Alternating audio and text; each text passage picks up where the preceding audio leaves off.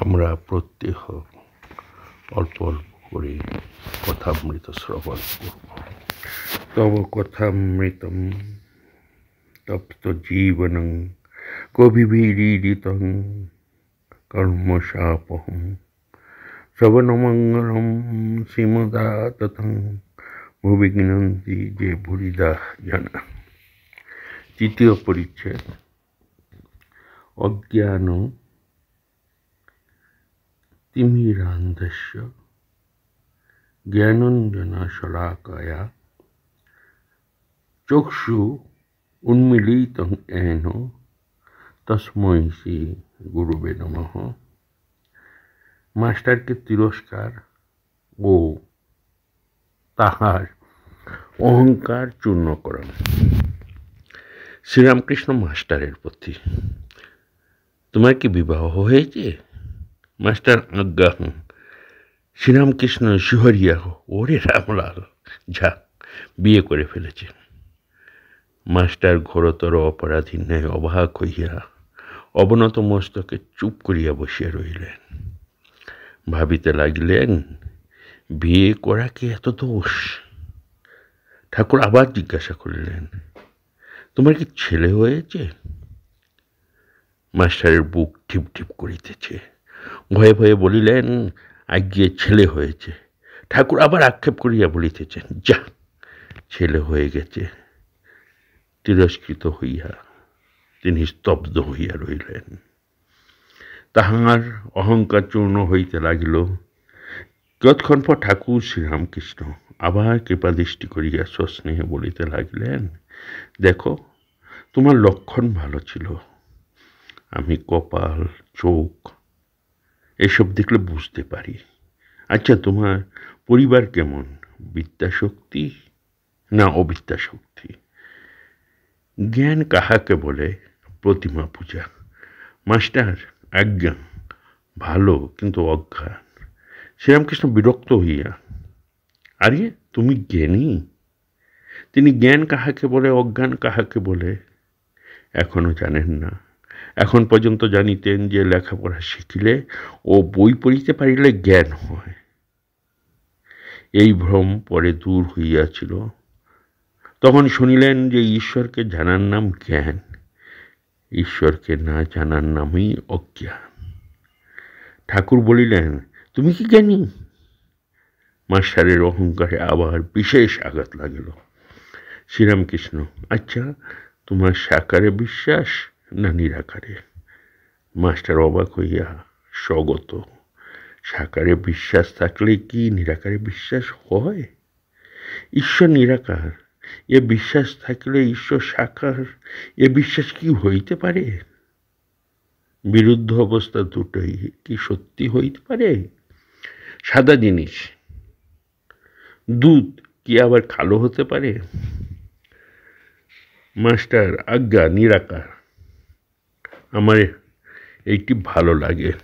শ্রীরামকৃষ্ণ, তা বেশ, একটাতে বিশ্বাস থাকলেই হলো।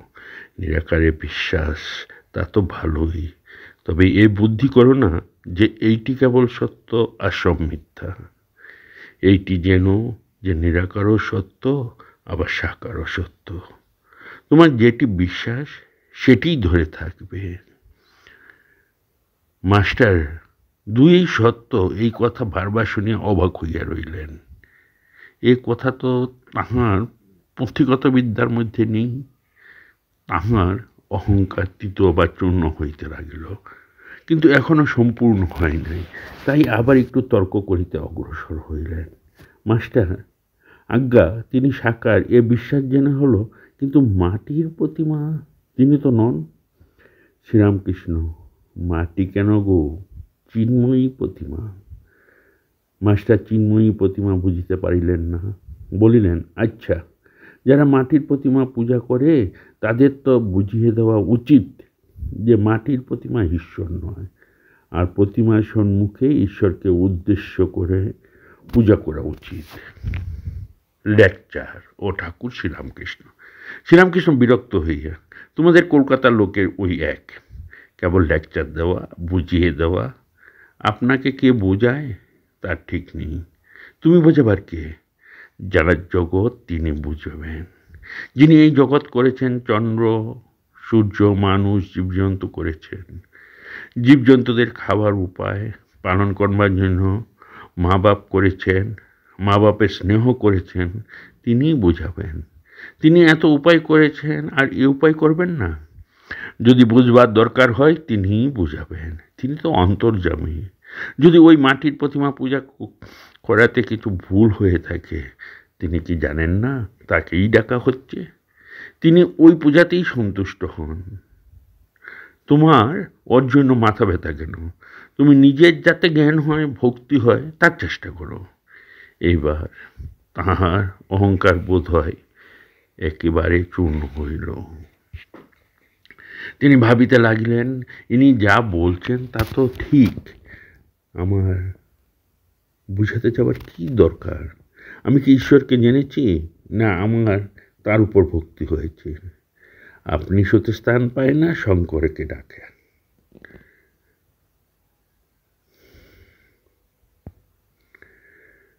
আপনি সতে স্থান পায় না, শঙ্করাকে ডাকে। জানি না, শুনি না, পরকে বুঝাতে যাওয়া বড়ই লজ্জার কথা, হীন বুদ্ধির কাজ। এ কি অঙ্কশাস্ত্র, না ইতিহাস, না সাহিত্য যে পরকে বুঝাবে? এই যে ঈশ্বর তত্ত্ব, ইনি যা বলছেন মনে বেশ লাগছে। ঠাকুরের সহিত এই প্রথম ও শেষ তর্ক।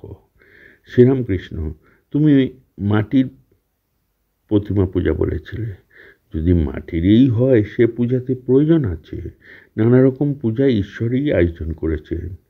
যার জগৎ তিনি এসব করেছেন অধিকারী ভেদে, যার যা পেটে সয়। মা সেইরূপ খাবার বন্দোবস্ত করেন।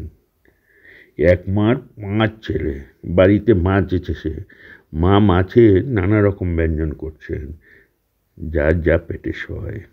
কারোর জন্য মাছের পোড়া, কারোর জন্য মাছের অম্বল, মাছের চচ্চড়ি, মাছ ভাজা, এইসব করেছেন, যেটি যার ভালো লাগে, যেটি যার পেটে সয়। বুঝলে মাস্টার?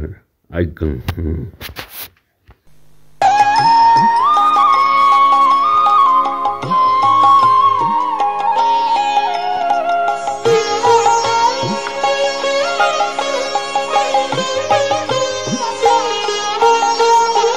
চিদানন্দ সিন্ধু নীরে প্রেমানন্দ লহরী, চিদানন্দ সিন্ধু নীরে প্রেমানন্দ লহরী, চিদানন্দ সিন্ধু নীরে।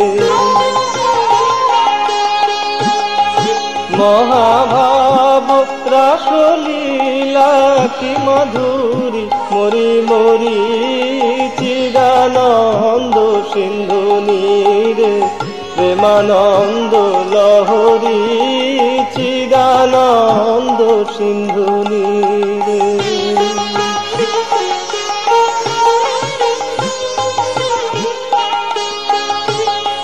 মহাযোগে সমুদায় একাকার হইল, মহাযোগে সমুদায় একাকার হইল, দেশকাল ব্যবধান ভেদাভেদ ঘুচিল।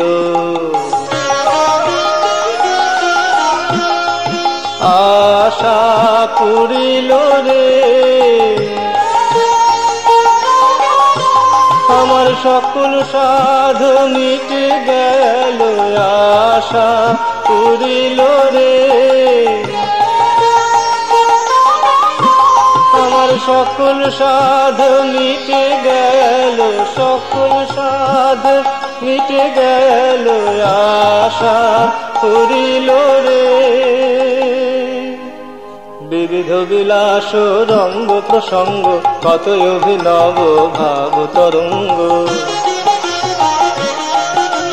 বিবিধ বিলাস রঙ্গ প্রসঙ্গ, কতই অভিনব ভাব তরঙ্গ। উঠিছে ডুবিছে করিছে রঙ্গ, উঠিছে ডুবিছে করিছে রঙ্গ, নবীন নবীন রূপ ধরে। বিবিধ বিলাস রঙ্গ প্রসঙ্গ, কত অভিনব ভাব তরঙ্গ উঠিছে ডুবিছে করিছে রঙ্গ নবীন নবীন রূপ ধরি। এখন আনন্দে মাতিয়া দুবাহু তুলিয়া আনন্দে মাতিয়া দুবাহু তুলিয়া আনন্দে মাতিয়া বল রে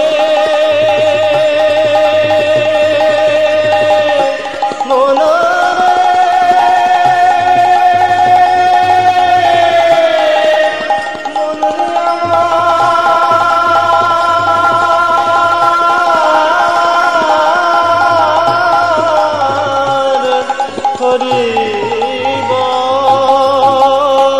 চিদানন্দ সিন্ধু নীরে প্রেমানন্দ লহরী চিদানন্দ সিন্ধু নীরে প্রেমানন্দ লহরী চিদানন্দ সিন্ধু নীরে